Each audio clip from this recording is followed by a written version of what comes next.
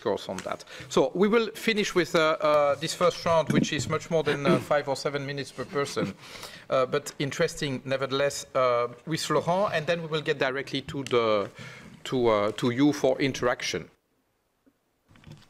Hi everybody, just an announcement to begin. Take your translation stuff because I'm going to do that in Spanish. Because they asked me to have some diversity, language diversity, national diversity. Et comme on a déjà fait ça en français, on va faire ça en espagnol maintenant, d'accord? Allons-y. Bueno, para empezar y quizás recoger las primeras cosas que se han comentado esta mañana y para ser honestos con vosotras y con vosotros, sería decir las hipótesis que tengo para plantear luego las propuestas que puedo hacer, tanto a nivel de propuestas políticas como de camino que tenemos que recorrer todos juntos y juntas. Primero, yo estoy de acuerdo con Tim Jackson cuando dice y cuando comenta el dilema del crecimiento, porque es verdad que, por un lado, en tiempos de recesión, el crecimiento nos lleva al colapso social. Y yo creo que en España lo conocemos muy bien, este colapso social. Tenemos más de 5 millones de personas desempleadas. 5 millones de personas, un 26%. Y si hablamos de los jóvenes, más del 50%. Andalucía, 70%. Por otro lado, en tiempos de bonanza, como tuvimos en España con la burbuja inmobiliaria, tenemos un colapso ecológico. Escasez energética, cambio climático, pérdida de biodiversidad y una crisis alimentaria, por supuesto, en el sur, porque esto es un mundo globalizado. También estoy de acuerdo con Yves cuando comenta que el desacoplamiento absoluto es imposible. Y en esto también me baso para hacer las propuestas que van a seguir, porque dos cosas muy importantes detrás de esto. No creo que el progreso tecnológico nos vaya a salvar. Sí, necesitamos mejores eficiencias tecnológicas, por supuesto. Pero la tecnología hoy también nos lleva problemas. Tenemos el efecto rebote. Tenemos algo que no hemos hablado esta mañana, que es la tasa de retorno energético, que es en inglés el ROI, Energy Return on Investment. Importantísimo para entender que la tecnología no nos va a salvar, porque lo que pasa es que tenemos un problema no tecnológico, porque tenemos la sociedad más tecnologizada de la humanidad. Lo que tenemos es un problema de organización social, de organización política. Y además también, si construimos un nuevo sistema, un nuevo modelo macroeconómico, no se puede basar, por supuesto, ni en el crecimiento del PIB, del Producto Interno Bruto, ni tampoco en la productividad. Porque tenemos que saber que gran parte de la productividad que hemos tenido de forma histórica en la Revolución Industrial es nociva para la sostenibilidad. Entonces, una vez que hemos planteado esto, también estoy de acuerdo con Renard cuando dice que tenemos que plantear también el cambio en forma de transformación. De hecho, tenemos que, para mí, que plantear un imaginario colectivo, positivo, de cara al futuro. Y podemos decir qué tipo de sociedad queremos dentro de 20 años. Y además, hacerlo de forma positiva. Es decir, si no queremos la sociedad del tener más, la sociedad del consumo de masas, la sociedad industrial, pues ¿qué proponemos en cambio? Y aquí la propuesta que hacemos con otros autores se llama básicamente, además de la sociedad del vivir bien o del buen vivir, como lo queréis llamar, es la sociedad o la economía del cuidado. La economía del cuidado, que significa que tenemos que aprender a cuidar primero de las personas, porque el objetivo principal es que las personas tengan sus necesidades básicas cubiertas. Tenemos que aprender a cuidar de la naturaleza, porque hagamos lo que hagamos, somos animales y pertenecemos a la biosfera, mejor dicho, somos ecodependientes, y tenemos que aprender a cuidar de las cosas, porque una sociedad del usar y tirar no es una sociedad sostenible. Y esto lo podemos hacer, además, con valores. Y aquí es fundamental los valores. ¿Qué valores tenemos? Pues aquí son valores de participación, valores de autogestión, valores de ecología y de ciudadanía. Pero luego el gran reto, una vez que hemos planteado esta sociedad de futuro, es ¿Cómo hacemos para conseguir ir de este punto A, insostenible e injusto además, las dos cosas hoy en día, e evolucionar a este punto B, que es una sociedad más sostenible y más justa? Y la palabra, para mí fundamental, además de transformación, es una palabra que utilizamos cada vez más, es transición. La transición ecológica, la transición social de la economía y de la sociedad. Y aquí tenemos que hacer propuestas también que sean realistas y se puedan entender en el día al día. Realistas y a la vez radicales. Porque yo creo que los verdes somos también, en el fondo, reformistas radicales. Pequeños pasos, pero con un objetivo revolucionario. Estas propuestas, para mí, las prioridades son las siguientes. Primero, si queremos que la mayoría de las gentes nos pueda entender, tenemos que plantear cosas relacionadas con el empleo. Sobre todo cuando venimos de un país donde os decía que hay 5 millones de desempleados, pero también en Europa. Tenemos 26 millones de desempleados en Europa. Entonces, lo primero, además que ya dice el Green New Deal, por ejemplo, son los empleos verdes. Porque los empleos verdes, al final, tienen dos objetivos a corto y medio plazo, que plantea lo siguiente. Podemos reorientar el sistema productivo de uno insostenible a otro sostenible. Y además lo podemos hacer luchando de forma masiva contra el paro. Y recordando una cosa muy importante, sobre todo para los sindicatos. Trabajo y ecología van de la mano. Es verdad que de forma histórica se han enfrentado empleo y ecología. Sin embargo, no es real, porque una sociedad ecológica necesita muchísimo más trabajo, lo cual es lógico. A menos energía disponible, menos máquinas disponibles, más trabajo físico y humano necesario. Y por eso, por ejemplo, tenéis más empleos verdes que empleos llamados marrones, los insostenibles. Es totalmente lógico. En España hemos hecho los cálculos. Si cambiamos de las energías sucias a las energías renovables, ganamos empleos. Por ejemplo, en el sector de la nuclear y del carbón, los dos reunidos, tenemos unos 70.000 empleos. Con un 20% de energías renovables en 2020, tenemos unos 300.000 empleos. Pero también lo podemos aplicar a la rehabilitación de edificios. Ya sabéis que en España, por ejemplo, hemos tenido una burbuja inmobiliaria muy profunda. Hoy tenemos más de 1 millón de viviendas vacías. 1 millón de viviendas vacías. ¿Qué hacemos con ellas? Pues claramente, no solamente con ellas, con el resto no se trata de crecer más. Nuestras ciudades ya son demasiado grandes, ya tenemos un excedente de stock. Lo que necesitamos al revés es rehabilitar lo que tenemos y ponerlo al nivel para enfrentarse al cambio climático y a la escasez energética. Y esto crea muchísimos empleos. Solo en España, al año, podemos crear 150.000 empleos, más de 1 millón en 2020. Y podríamos seguir así con todos los sectores verdes de movilidad sostenible, por ejemplo, de gestión de residuos, desde el reciclaje, o, por ejemplo, la agricultura ecológica. Empleo y ecología van de la mano. Pero eso no nos basta para ir a una sociedad radicalmente diferente. También tenemos que poner otra cosa al lado, que es lo que se llama, al final, el reparto. El reparto de la riqueza, de todas las riquezas, sean sociales, económicas o ecológicas. Porque también tenemos que recordar algo fundamental. Los recursos ya existen, pero están muy mal repartidos.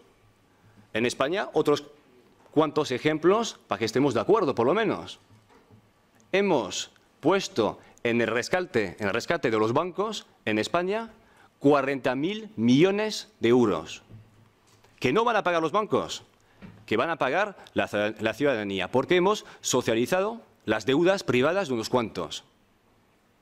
En gastos militares, porque como no tenemos un ejército europeo, pues cada uno tenemos lo nuestro. Ahora mismo gastamos más de 30.000 millones de euros en gastos militares en España.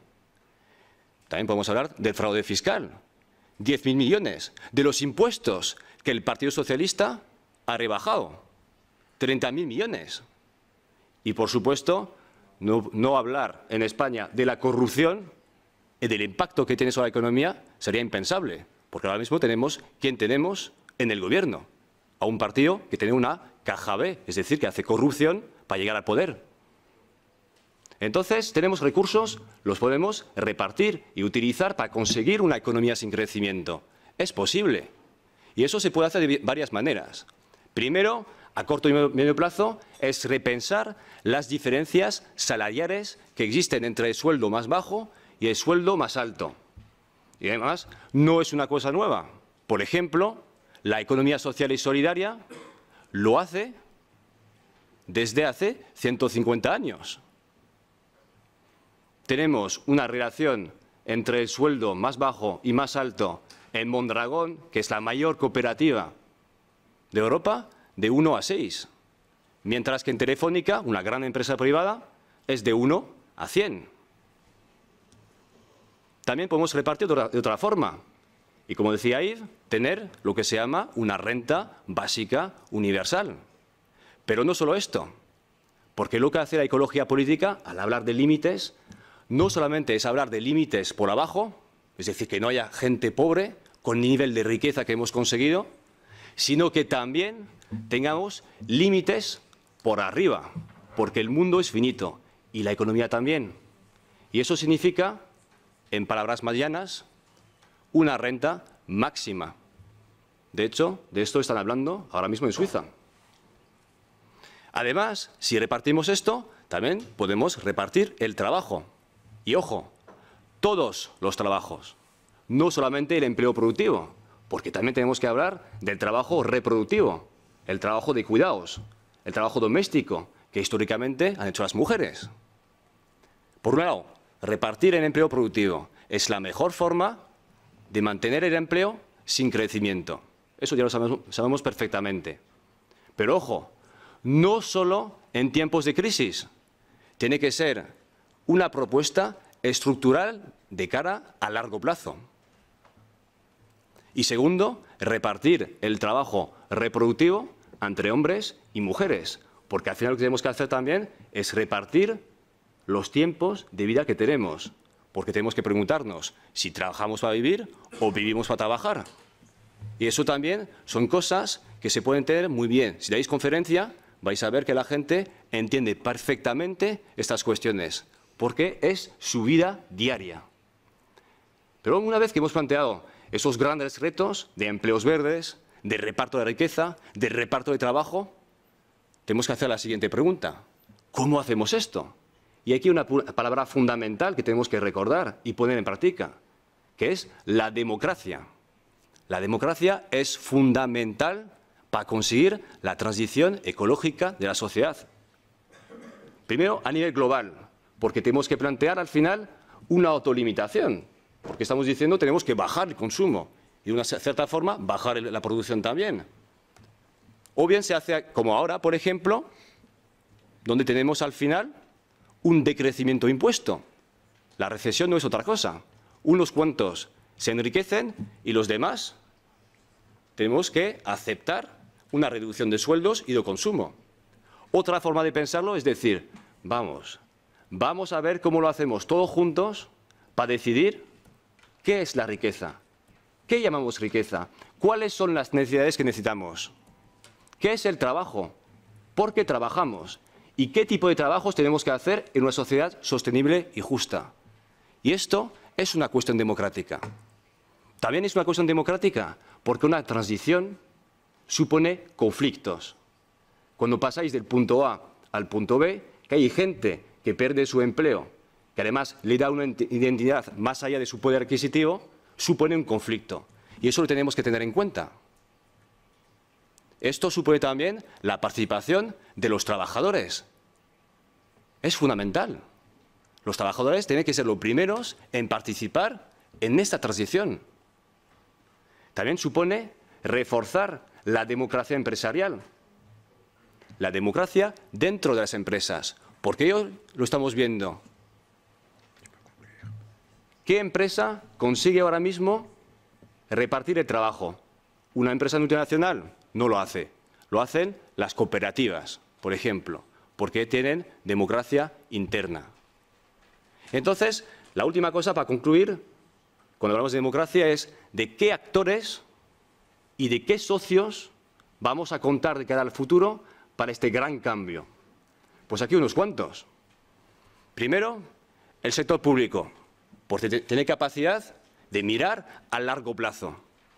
Pero ojo, no cualquier tipo de sector público, porque os puedo decir que en España hemos visto lo peor del sector público, con esos aeropuertos sin pasajeros, por ejemplo. También hay un factor, bueno, un sector primordial, que es la economía social y solidaria, donde se encuentran justamente las cooperativas y se encuentran ahora mismo las iniciativas más interesantes que ya están poniendo en marcha lo que es la prosperidad sin crecimiento. Cooperativas de energía, cooperativas de vivienda, cooperativas de producción, cooperativas de finanzas éticas. Y por último, para mí que hay uno que no podemos olvidar y tenemos que incluir de una forma u otra, son los sindicatos. Los sindicatos son fundamentales, porque tenemos que reconocer que los ecologistas no hemos conseguido, y no creo que consigamos en el corto plazo, llegar a las empresas, a los trabajadores y a los centros de trabajo, porque somos pocos y porque no tenemos las conexiones históricas con este ámbito. Sin embargo, los sindicatos sí lo pueden hacer. Por supuesto, ellos han nacido al calor de la revolución industrial, eso es evidente. Sin embargo, ahora se están abriendo poco a poco y la ecología y el sindicalismo puede ser un cóctel muy explosivo, en el buen sentido de la palabra, para la transición ecológica. Porque justamente recordamos que trabajo y ecología van de la mano. Y esto puede ser una medida muy potente para llegar a muchísima gente, sobre todo una sociedad de masas. Por tanto, concluyendo, un imaginario colectivo positivo, propuestas realistas en la sociedad donde estamos viviendo, con diferentes tipos de actores para llegar a esta y a este imaginario colectivo. Gracias. Merci, Florent.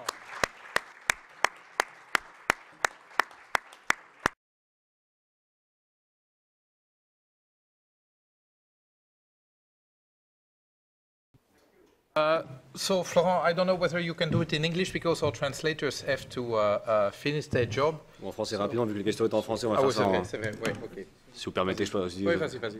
ou en espagnol si vous voulez, mais bon, je pense qu'en français ça va être mieux, non? Juste vraiment quelques notes très rapides sur le découplage que tu disais justement. Je pense qu'il ne faut pas se tromper. Je pense que Yves l'a bien expliqué. On ne parle pas de ça, pas de faux débat. Donc on parle du découplage entre le PIB et l'empreinte écologique. Juste ça pour qu'on puisse parler de la même chose après. Hein.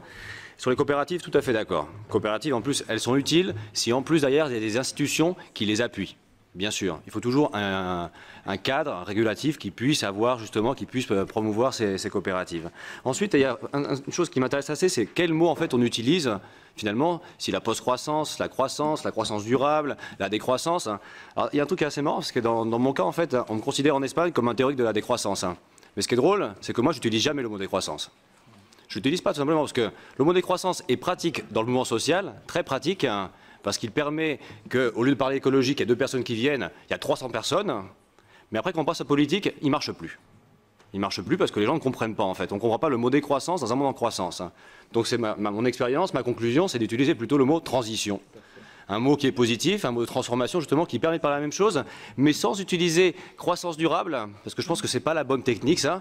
Je pense qu'il faut aussi réutiliser, avoir un nouveau vocabulaire qui soit propre à nous pour pouvoir créer un nouvel imaginaire collectif. Et après, utiliser sur la productivité, alors je pense que ça, c'est important de rappeler qu'effectivement, on a réduit la journée de travail, par exemple, on a tenu des systèmes de pension très forts grâce, justement, aux grandes productivités. Mais alors, ce que je disais juste avant, je n'ai pas eu le temps de matiser parce que c'est un peu plus compliqué, une grande partie des gains de productivité, justement, sont insoutenables. Et ça, on peut le voir dans l'agriculture, par exemple. Il y a quelqu'un qui l'explique très bien en France, c'est Jean Gadret. Donc on n'a pas beaucoup de temps, mais tu peux regarder le blog de Jean Gadret. Il explique parfaitement pourquoi les gains de productivité sont insoutenables. Et on ne peut pas baser une économie du futur, justement, sur les gains de productivité. En plus, après, sur les technologies, continuons un peu sur ce sujet. Juste deux trucs, tout à fait d'accord avec Philippe, ni technophobe, ni technophile. C'est de trouver quand même le bon chemin. Et là, il y a vraiment la question de la démocratie, c'est-à-dire qui choisit les technologies qu'on utilise. Ce sont les experts, ou comme en France, c'est les mines qui disent qu'on va faire du nucléaire, ou ce sont les citoyens et les citoyennes qui décident ces technologies sont acceptables avec ces risques, et celles-là, on les enlève, type le nucléaire par exemple, ou le fracking, comme on appelle ça en France, c'est pareil, non? Vous appelez ça le fracking, la fracture hydraulique. Et après, justement, en parlant du numérique, je pense que là aussi, il faut poser la question de l'empreinte écologique. On parle du numérique comme si on était dans une société immatérielle. Ouais. C'est faux, c'est faux. Les sociétés immatérielles, les nôtres actuellement, sont les sociétés les plus insoutenables qu'on connaisse et celles qui utilisent le plus le numérique. Le numérique est totalement relié au système industriel et son empreinte écologique. On ne peut pas séparer les deux. Et d'ailleurs, actuellement, l'informatique, ça a une empreinte écologique aussi forte que l'aviation. Donc ça, on ne peut pas l'oublier quand on parle justement d'une transition écologique vers un autre monde. Et le dernier point, sur la liberté, je pense qu'il y a un grand débat sur la liberté à avoir, liberté écologique, comment pouvoir relier les deux choses. Effectivement, on est libertaire, on vient des mouvements anarchistes pour beaucoup, mais on se rend compte aussi que la liberté, elle s'arrête là où commence celle des autres, par exemple. Ce que disait Georges Escourogan, une voiture achetée aujourd'hui dans le Nord, c'est une vie de moins dans le Sud. Donc là, la liberté de qui ? De celui du Nord, de celui du Sud. Et je pense qu'effectivement, un grand débat à avoir chez les Verts sur ce sujet. Annie, you wanted to add it? No, okay. Well, then let me conclude. And indeed, I'll say two things on freedom. And, well, not us imposing choices or the right way of living to everyone. I would agree with that. Predicated on one condition is that as a society, we recognize that there are limits. There are limits to what we can impose on this planet and to what we can impose to each other. And that's basically what you said. So if we agree, and the cap and trade system is a bit that. The cap and trade for emissions is recognizing there's a limit. Well, the limit is not well set, but we recognize there's a limit. And within that limit, then we have a freedom of players to adapt. And of course, we are using the price mechanism in theory to manage that. But so the two are important. And finally, I think that a word that was used a lot by our contributors is transformation or change. And I would just like to build up on something, well, a motto that Obama used in his first campaign, which was change we can believe in. Well, I think that that's only part of the narrative. We should probably go slightly further as Greens and propose change that, A, works for me, works for society, works for the planet, but above all, change that I can be part of. One of the comments that sticks to my mind of the 2009 campaign was from someone who 10 years before did not vote Green and then had decided to vote Green, but he said, you must be able to propose change that is not just believable for people, but that not scare them away because it's really too ambitious. So change, a step-by-step change, but where the first step or first few steps are steps that citizens can identify with and then embrace for themselves. It's not something too tall for them to even attempt. And so we can, and I'll finish with that, do what Florent mentioned, I think, go step by step to a society that will be radically different from the one it is today. And so that articulation between the radicality of the project and the realism of the trajectory is really something that I think we can be the only ones proposing in the public debate today. So thank you very much for this debate. We will certainly pursue on the basis of what was done today, so count on us to remain the forward thinkers as much as we can. Thank you.